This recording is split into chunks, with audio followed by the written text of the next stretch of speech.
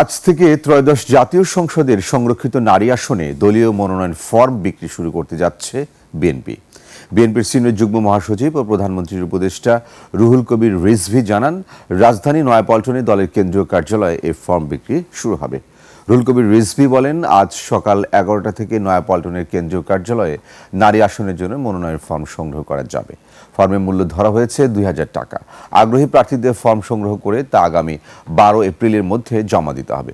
Form জমা দেওয়ার সময় জামানত হিসেবে 50,000 টাকা দিতে হবে। এর আগে গতকাল বুধবার রাজধানীর আগারগাঁওয়ে নির্বাচন ভবনে এক ব্রিফিংয়ে সংরক্ষিত নারী আসনের নির্বাচনের তফসিল ঘোষণা করেন নির্বাচন কমিশনের ইসি সিনিয়র সচিব আক্তার আহমেদ। ঘোষিত তফসিল অনুযায়ী মনোনয়নপত্র জমা দেওয়ার শেষ তারিখ 21 এপ্রিল। মনোনয়নপত্র যাচাই বাছাই হবে 22 ও 23 এপ্রিল। ইসি সচিব জানান, আপিল দায়েরের তারিখ 26 এপ্রিল এবং আপিল নিষ্পত্তি করা হবে 27 ও 28 এপ্রিল। এছাড়া প্রার্থিতা প্রত্যাহারের শেষ সময় 29 এপ্রিল এবং প্রতীক বরাদ্দ দেওয়া হবে 30 এপ্রিল। সব প্রক্রিয়া শেষে 12 মে ভোট গ্রহণ অনুষ্ঠিত হবে।